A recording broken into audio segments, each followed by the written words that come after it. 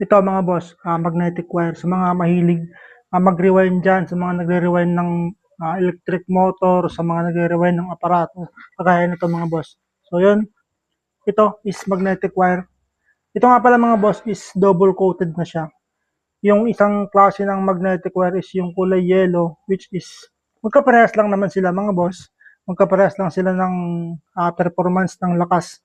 Kaya lang ito kasi mga boss, mas mataas yung heat resistance niya. Kaya mas nire-recommend ako mga bossing yung ganitong kulay.